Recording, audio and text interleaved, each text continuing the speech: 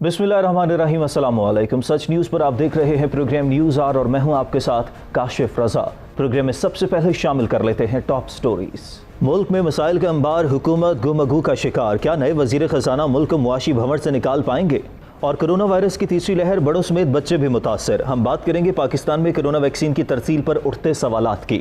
Already जी top stories आप जान चुके हैं और मुल्क इस वक्त यके बाद दीगरे मसाइल में घिरता चला जा रहा है। एक मसला ख़त्म नहीं होता कि दूसरा मसला शुरू हो जाता है, लेकिन हुकूमत की समझ नहीं आ रही कि हुकूमत की तरजीहात में है क्या। क्या हुकूमत मुआशी तौर पर दुरुस्त समत पर गामजन हो चुकी है?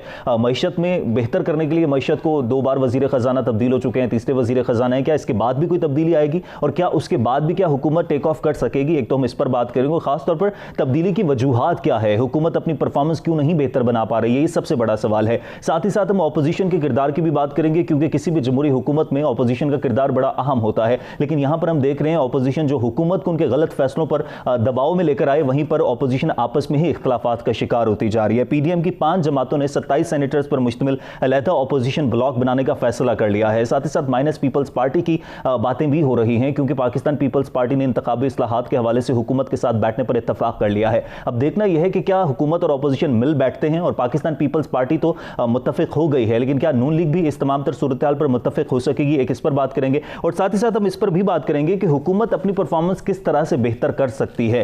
क्या मुशावरत का फुकदान है? क्योंकि जिस तरह से हमने देखा कि भारत के साथ तिजारत के हवाले से एक अलग मामला है, लेकिन जिस तरह से हमाद अजहर साहब ने आकर प्रेस कॉन्फ्रेंस की और कहा कि जी हम भारत के साथ तिजारत कर रहे हैं, लेकिन उसके बाद काबीना ने फैसला किया जी ये फैसला नहीं है, उसको मुस्तरद कर दिया गया। तो क्या मुशावरत का फुकदान है? अंदरूनी तौर पर क्या हम इतने अदम इस्तेहकाम का शिकार हो चुके हैं कि सिफारती सतह के जो मसाइल है उनको भी हम इतनी गैर संजीदगी से ले रहे हैं? ये तमाम तो सूरत हाल पर बात करेंगे एक ब्रेक के बाद। देखते रहिए न्यूज़ आर।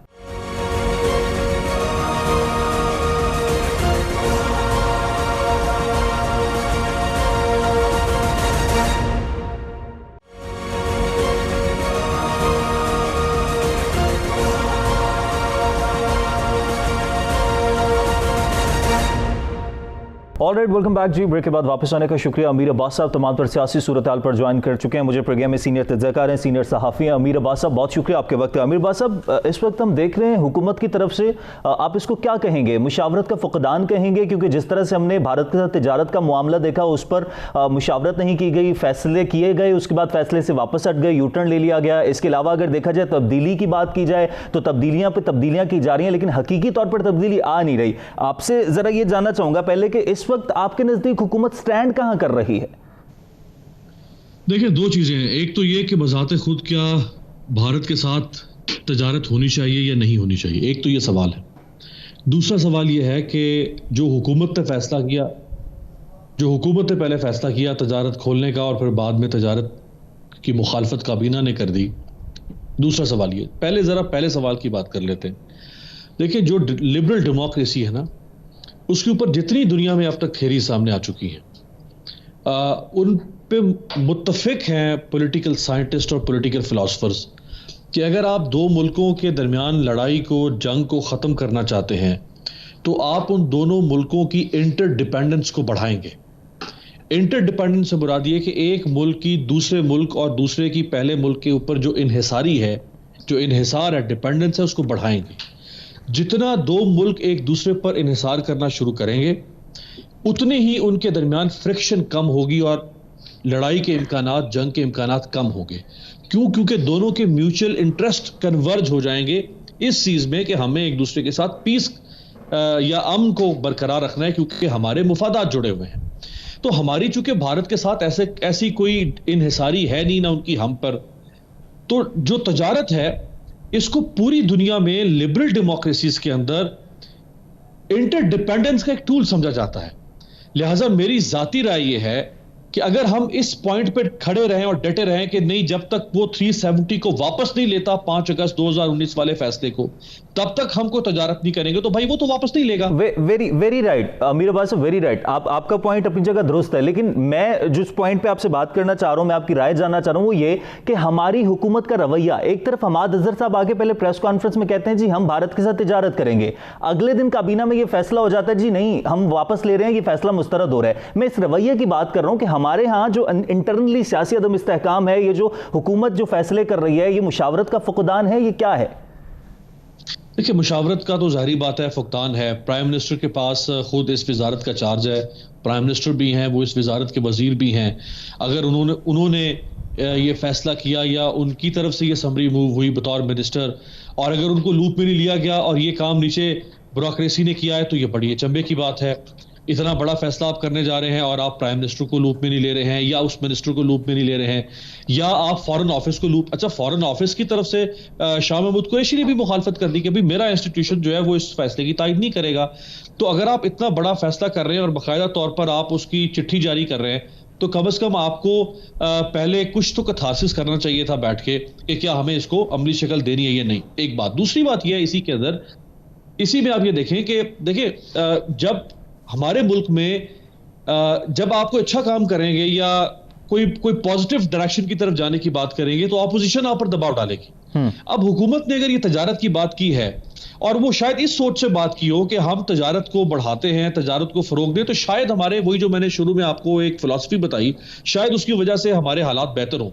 तो ऑपोजिशन ने कश्मीर का सौदा करने का इल्जाम लगा दिया, तो इस वजह से भी हुकूमत पीछे हट गई। फिर मीडिया, फिर और सोसाइटल फैक्टर्स होते हैं, वो सब ने चढ़ाई कर दी कि जी ये तो कातिल मोदी के साथ तजारत कर रहे हैं। ये वो बयानिया है जो पॉलिटिकल साइंस का बयानिया नहीं है, ये एक इलिटरेट सोसाइटी का बयानिया है, ये एक फैनेटिक सोसाइटी का बयानिया है। मतलब मुशावरत का फुकदान भी था, साथ ही साथ सियासी दबाव भी था, और ये कोई अंदरूनी मामला नहीं था, सिफारती मसला था। इसको उसी हिसाब से, उसी संजीदगी के साथ लेना चाहिए था। दूसरी तरफ हमारे यहाँ जो तब्दीलियां हो रही हैं काबीना में, 2.5 साल में 3 वजीर खजाना तब्दील हो गए, और अब हमाद अजहर साहब, क्या मुआशी टीम में तब्दीली की वजूहात क्या है, और क्या मुआशी तौर पर अब दुरुस्त समत में होंगे हम? ऑल्दो ये मईशत का क्वेश्चन है, लेकिन अगर सियासी तौर पर इसको देखा जाए, जो काबीना में तब्दीलियां की जा रही, उसमें देखें ना, पहले भी तब्दीलियां हो चुकी। इंफॉर्मेशन मिनिस्टर को तब्दील किया गया 3 दफा, हेल्थ मिनिस्टर, ये तीसरे हेल्थ मिनिस्टर हैं इमरान खान साहब की हुकूमत के।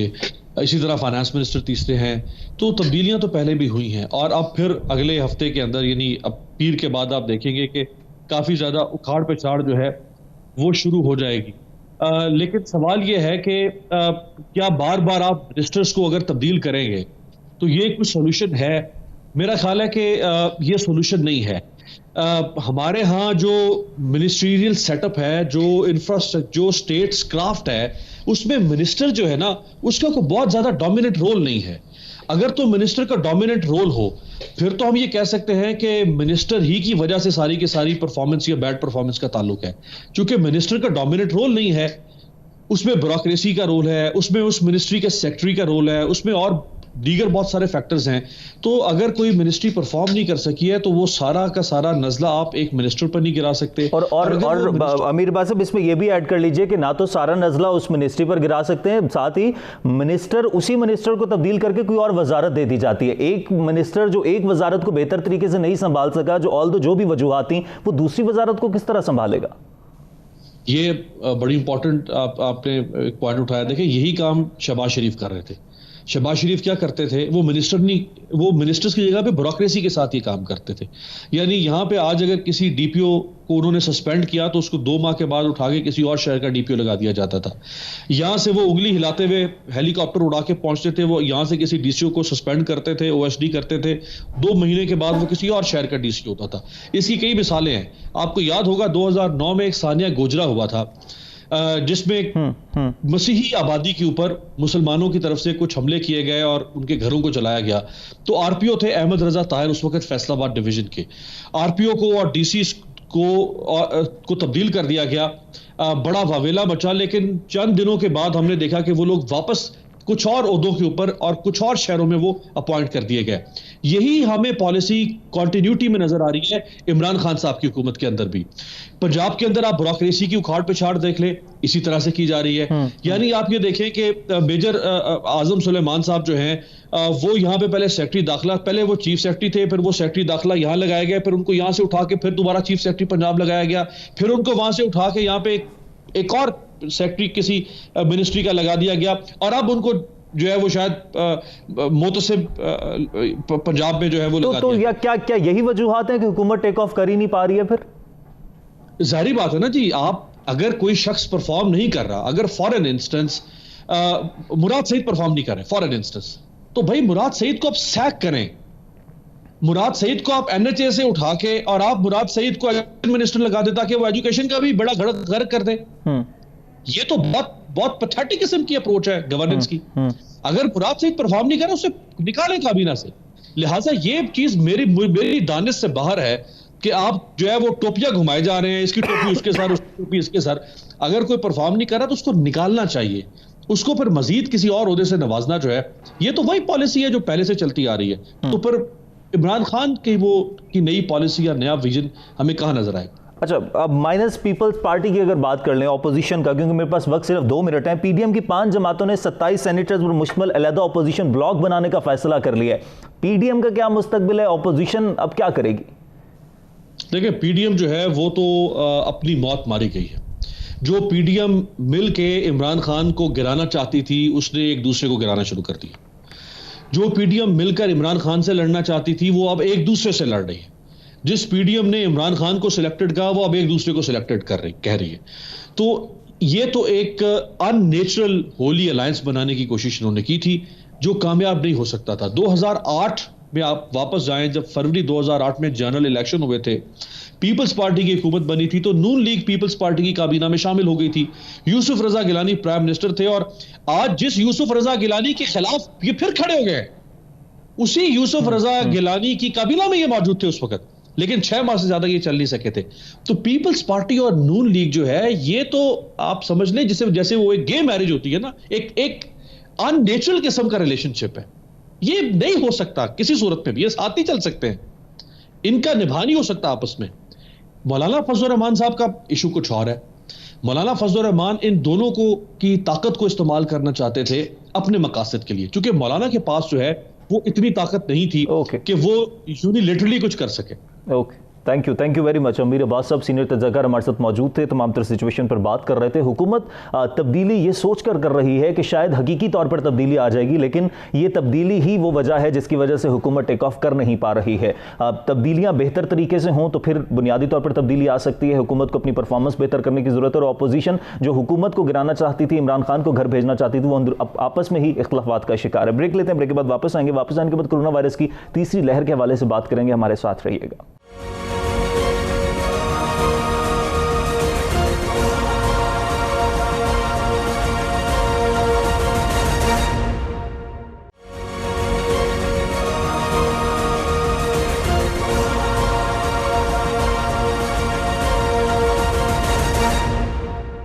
ऑलराइट जी, वेलकम बैक। ब्रेक के बाद वापस आने का शुक्रिया। और पाकिस्तान में कोरोना की तीसरी लहर तशवीशनाक सूरत हाल इख्तियार करती जा रही है। 24 घंटों के दौरान 84 अमवात रिपोर्ट हुई हैं, जबकि इसके अलावा टेस्टिंग कैपेसिटी भी बढ़ती जा रही है। और पिछले 24 घंटों के दौरान जो केसेस रिपोर्ट हुए हैं वो 4723 हैं। इसके साथ ही साथ वैक्सीन की जो तरसील और दस्तियाबी का अमल है वो भी कहीं ना कहीं मसाइल का शिकार होता नजर आ रहा है। लेकिन इस पर हम बात करेंगे कि ये जो रिजर्वेशन दी जा रही है, आवाम की तरफ से खदशात का इजहार किया जा रहा है, क्या वो दुरुस्त है या नहीं दुरुस्त। दूसरी तरफ कोरोना वैक्सीन अब पाकिस्तान में भी तैयार होगी। एक तरफ तो एक चीनी कंपनी से मुआहिदा तय पा गया है कि पाकिस्तान में वैक्सीन तैयार की जाएगी, जबकि दूसरी तरफ पाकिस्तान की 2 दवासाज कंपनी ने कोरोना वायरस की वैक्सीन स्पुतनिक 5 की पाकिस्तान में तैयारी के लिए रूस को दरखास्त भी दे दी है। अब देखना है कि ये जो पाकिस्तान में वैक्सीन तैयार होगी, ये कितना लंबा प्रोसेस है, कितना वक्त लेगी, और उसके बाद क्या तमाम लोगों तक वैक्सीन लोगों को फराहम की जा सकेगी। और साथ ही साथ इसकी कीमतों के हवाले से भी कहा जा रहा था कि इसकी कीमत जो है अभी तयन किया जाएगा, और तीसरे मरहले में 20,000 से जायद अफराद पर वैक्सीन का असर और इसकी अफादियत को जांचा जाएगा।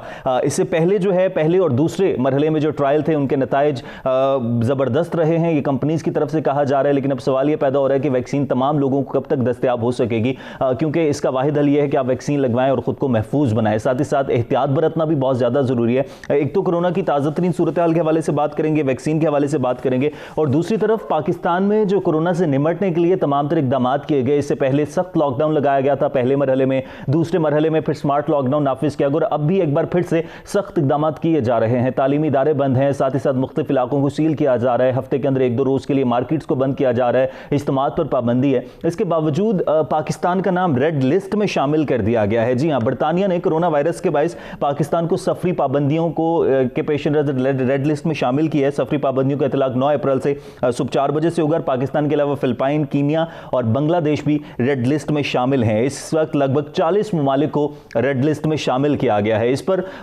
दरख्वास्त भी दी गई है, वहाँ पर जो रुकन पार्लियामेंट है बरतानिया में पाकिस्तान नयाद नाज शाह, उनकी जानिब से एक दरख्वास्त भी दी गई है वहाँ के जो खारिज अमूर हैं उनको कि ये गलत है, पाकिस्तान बेहतर इकदाम कर रहा है। और इसके अलावा दीगर ऐसे बहुत सारे ममालिक हैं जिनको रेड लिस्ट में शामिल नहीं किया गया, वहाँ पर कोरोना की सूरत हाल पाकिस्तान की निस्बत ज़्यादा गंभीर है, ज़्यादा तशवीशनाक है। तो ये सारी सिचुएशन पर हम ज़रा बात कर लेते हैं कि कोरोना की क्या सिचुएशन चल रही है, क्या मज़ीद इकदाम किए जा सकते हैं, वैक्सीन के हवाले से जो मुख्तलिफ खबरें आ रही हैं ये कितनी दुरुस्त हैं और कब तक आम लोगों को वैक्सीन दस्तयाब हो सकेगी, इसकी कीमत के हवाले से जो तहफ़्फ़ुज़ात हैं, इस सारी सिचुएशन पर बात करेंगे। मुझे प्रोग्राम में वीडियो लिंक पर ज्वाइन किया है डॉक्टर अब्दुल बारी साहब ने, CEO हैं इंडस अस्पताल के। बारी साहब बहुत शुक्रिया आपके वक्त का। बारी साहब, कोरोना की तीसरी लहर तशवीशनाक सूरत-ए-हाल इख्तियार करती जा रही है।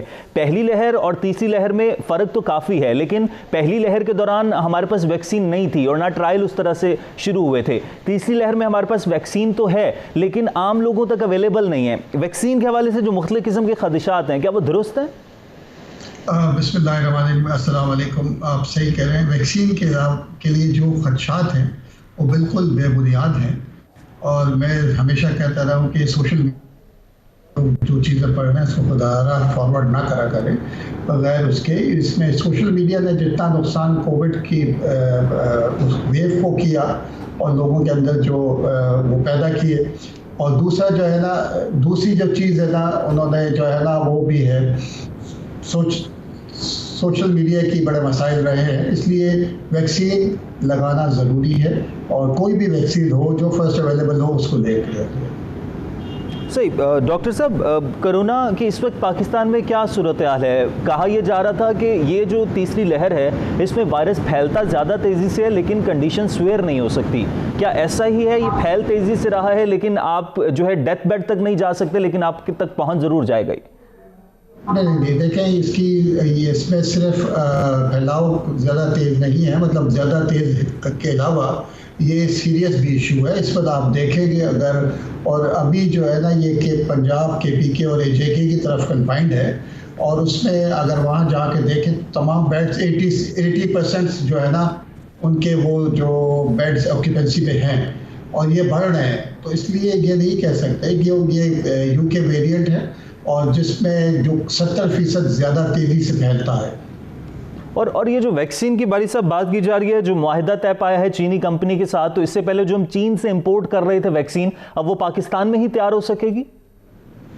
देखिए उसमें अभी जो कुछ तो ऐसी है कि जो वैक्सीन है जो कि वहाँ से आएंगी और वहाँ की उसकी फिलिंग यहाँ होगी। अभी पाकिस्तान में बनने के लिए एक कंपनी का कुछ आया है कि जिसको टेक्नोलॉजी ट्रांसफ़र होगा, उसमें कितना अर्सा लगता है अभी पता नहीं है। वैसे अभी के फिलिंग यहाँ पर हुआ करे, रॉ मटेरियल वहीं से आएगा। और जो रूस के साथ एक मुआहिदा, एक ख़त लिखा गया है, दरख्वास्त की गई है कि पाकिस्तान में स्पुतनिक 5 का गालिबन है कि पाकिस्तान में तैयार की जाए वैक्सीन। रूस की वैक्सीन और चीन की वैक्सीन में क्या फ़र्क है या एक ही है फॉर्मूला? देखिए वैक्सीन थोड़ा सा डिफरेंट है और दोनों वैक्सीन, इस वक्त तमाम वैक्सीन जो है ना वो तमाम की तमाम सेफ है, इफेक्टिव है। परसेंटेज वाइज थोड़ा बहुत फ़र्क है लेकिन मौजूद है ये सेफ्टी के हिसाब से। और अगर कोई किसी की एफिकेसी 85% है, किसी की 90% है और किसी की 78% है, लेकिन बात ये है कि सब सेफ है, जो मिल रही है उसको लगा लेना चाहिए। और ये जो पाकिस्तान के अंदर उसको फिल करना है या यहाँ बनाना है, ये बहुत ज़रूरी है क्योंकि इस वक्त जो कैपेसिटी है वो पूरी दुनिया की वो 2 बिलियन वैक्सीन जो है ना तैयार हो सकते हैं 1 साल के अंदर, और ये which is about 20% of the total population of the world. तो इसलिए हमको और एवेन्यूज़ देखने पड़ेंगे जहाँ पर ये मैन्युफैक्चरिंग बढ़े ताकि जो प्रोडक्शन वो ज़्यादा हो, ताकि जल्द अज जल्द इसके ऊपर काबू पाया जा सके इस पेंडेमिक के ऊपर। तो डॉक्टर साहब, क्या ये भी टाइम टेकिंग प्रोसेस होगा? इसमें कितना वक्त गालिबन लग सकता है? क्योंकि जिस तरह से वायरस फैल रहा है उसके बाद ज़्यादा तादाद में लोगों को वैक्सीन लगाई जानी चाहिए, लेकिन उस तरह से लग नहीं पा रही है। देखिए वो जैसे मैंने कहा ना कि इस वक्त सारी दुनिया में पेंडेमिक है और हर मुल्क अपनी कोशिश में है कि वो वैक्सीन को हासिल करे, और ये सप्लाई एंड डिमांड के इशू रहेंगे जो कि हर मुल्क के लिए हैं। तो इसलिए प्रोडक्शन बढ़ना ज़रूरी है और डिफरेंट ममालिक में इसको बढ़ने चाहिए। और दूसरी भी कुछ कंपनीज अभी कोशिश कर रही हैं, कुछ एक नया ट्रायल 3 डोज का वैक्सीन का यहाँ पर शुरू हो रहा है, स्टेज 3 ट्रायल पाकिस्तान के अंदर, जो जिसमें UHS और पाकिस्तान के 5-6 हॉस्पिटल्स जो है ना जिसमें इंडस भी शामिल है, जो उसको ट्रायल कर रहा है कि तो एक और वैक्सीन मार्केट में आने वाली होगी इंशाल्लाह। और डॉक्टर साहब, जब हम पहली लहर में थे तो काफ़ी सूरत हाल तशवीशनाक थी, हम लॉकडाउन की तरफ चले गए थे, अस्पतालों की सूरत हाल काफ़ी ख़राब हो गई थी, हमारा हेल्थ सिस्टम में जो लूप होल्स थे वो सारे खुलकर सामने आ गए थे। अभी जो तीसरी लहर है, क्या हम उस पोजीशन पर पहुंच गए हैं कि दोबारा से लॉकडाउन की तरफ सिचुएशन जा सके, हॉस्पिटल्स में एक बार फिर से वही सिचुएशन का हमें सामना करना पड़े, या अभी तक हम उस स्टेज तक नहीं पहुंचे, अभी कंट्रोल में है सूरत हाल? देखिए, आउट ऑफ कंट्रोल कुछ सूबों में होते जा रही है, और दूसरे ये है कि जो पहली वेव के बाद सेकेंड जो हमको गैप मिला था पहली और सेकेंड वेव के दरमियान, उस वक्त जो है ना हेल्थ केयर इंफ्रास्ट्रक्चर की कैपेसिटी बढ़ा दी गई थी और वो काफ़ी थी, जिसकी वजह से सेकेंड वेव में आपको ये चीज़ नज़र नहीं आई कि कोई ऐसी सूरत हाल हो। लेकिन इस वक्त अगर मैं देखूं तो KPK में, पंजाब में और AJK में अस्पतालों में जो लोड बढ़ता जा रहा है और वो एक स्टेज पे आ रहा है, इसीलिए जो है ना सबको, और कल टास्क फोर्स के अंदर जो कराची सिंध में भी टास्क फोर्स की मीटिंग हुई थी, उसमें उन्होंने रेकमेंड किया था, क्योंकि अभी तक सिंध में उसका इतना इम्पैक्ट नहीं आया। हमारे तकरीबन बेड्स 10% ऑक्यूपेंसी है पूरे जितने सेटअप्स के अंदर है, और विच इज़ बहुत अच्छा है। लेकिन ये कि सिंध ने ये डिमांड की है कि इंटर प्रोविंशियल जो है ना पब्लिक ट्रांसपोर्ट को बंद करना चाहिए, क्योंकि अगर वहाँ से कोई ना कोई आए और ये ट्रांसफ़र हो जाए तो फिर ये बहुत फैलेगा। कराची आपको पता है बहुत डेंसली पॉपुलेटेड है, पहले से हमेशा से कराची और हैदराबाद जो है ना वेव, पहली वेव में भी दूसरी वेव में भी काफ़ी अफेक्टेड थे, और इसलिए अभी कोई प्रिकॉशन इसको फैलने से पहले रोकना ज़रूरी है। डॉक्टर साहब, जब पहली लहर थी, दूसरी लहर थी, उससे पहले जो भी हुकूमती सतह पर फैसले किए जा रहे थे, डॉक्टर्स कम्युनिटी की तरफ से काफ़ी तहफ़्फ़ुज़ात थे जी, हुकूमत को मज़ीद सख्त इक़दाम करने चाहिए। इस हवाले से ग़ालिबन डायलॉग्स भी हुए थे, बाकायदा तौर पर डॉक्टर्स प्रेस कॉन्फ्रेंसेस भी करते थे जी, ये इक़दाम होने चाहिए, ये नहीं होने चाहिए, डॉक्टर्स कंसर्न है उनके साथ पहले मुशावरत होनी चाहिए। अभी जो तीसरी लहर में हुकूमती सतह पर इक़दाम किए जा रहे हैं, क्या डॉक्टर्स कम्युनिटी, आप डॉक्टर हैं, क्या मुतमईन हैं कि यही इक़दाम काफ़ी हैं कोरोना से निपटने के लिए? देखें, इसको कुछ डेफिनेटली बढ़ाने पड़ेंगे, जैसे ये कि इंटरसिटी पब्लिक ट्रांसपोर्ट को रोकना चाहिए, क्योंकि हमको प्रीएम्प्टली करना चाहिए। देखिए, जब हमारे सर पे पहुंच जाए और हम कहें कि इतनी पॉजिटिविटी आ गई, फिर हम ये चीज़ें करेंगे। और लेकिन एक बात ये भी एक हकीकत है कि एक गरीब मुल्क है, हमको मईशत के पहिए को भी चलते देना चाहिए, लेकिन SOPs के साथ। और इसमें जो है ना अवाम की, हम सब की रिस्पॉन्सिबिलिटी है कि हम अपने रवैयों को तब्दील करें, ये समझें कि ये एक वबा है, हमने जो एहतियाती तदाबीर है उसको पूरा करना है, मास्क पहनना है, सोशल डिस्टेंसिंग रखनी है, बिला ज़रूरत जो है ना गैदरिंग में नहीं जाना, और हम सबको अपनी जिम्मेदारी पूरी करनी होगी। देखिए, आप कितने भी सख्त लॉकडाउन हुकूमत कर ले, अगर हम तैयार नहीं हैं और हम इसको हकीकत को समझते नहीं हैं तो कोई भी लॉकडाउन इसको अचीव नहीं कर सकता। तो हमको जो है ना अपनी जिम्मेदारी, जैसे मीडिया को, हमको, रोल मॉडल्स को, पॉलिटिशियंस को, मजहबी जो लीडर्स हैं उनको भी अपना रोल अदा करना होगा। और डॉक्टर साहब, दो चीज़ें, एक तो ये कि वायरस जो फैल रहा है, अब बच्चों के हवाले से बहुत ज़्यादा खबरें आ रही हैं। इस्लामाबाद में काफ़ी खबरें आई कि हज़ारों की तादाद में बच्चों को इस वायरस ने इफेक्ट किया है। एक तो इस पर कमेंट कीजिएगा कि बच्चों को ये वायरस ज़्यादा इफेक्ट कर रहा है बनिस्बत पहली और दूसरी लहर के, और साथ ही साथ इससे रिलेट करते हुए ये भी बताएगा कि पाकिस्तान में इक़दामात के हवाले से जो रेड लिस्ट में नाम शामिल किया गया, क्या वाक़ईतन इक़दामात नाकाफ़ी हैं?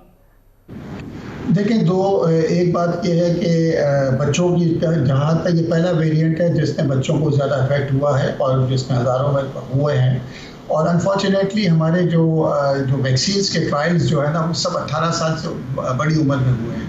अब कुछ चीज़ें हो रही हैं कि किन बच्चों में भी ट्रायल किया जाएगा, ताकि क्योंकि इनको भी देना पड़ेगा इस वेरिएंट के हिसाब से। जहाँ तक इक़दामात हैं, अनफॉर्चुनेटली देखिए, हमने खुद अपने ऊपर लागू की है। उस वक्त जबकि UK में लॉकडाउन था तो बहुत पाकिस्तानी जो वहाँ पर ठहरे हुए थे वो लोग भाग के यहाँ के तरफ आ गए, और हमने जब ये पीक कर रहा था उस वक्त हमने उसको C कैटेगरी से B कैटेगरी में ले आए थे, जबकि पहले बैन था, कुछ अर्से हमने बैन किया था UK से फ़्लाइट्स को, और अब हमने का टेस्ट करा के आना है। कुछ हमारी जो है ना एयरपोर्ट्स पर भी उस तरीके से जो सख्ती नहीं रही, तो इसलिए अब वो बढ़ रहा है, लेकिन अभी इतना नंबर नहीं है। उसूलन तो हमको वो करना चाहिए।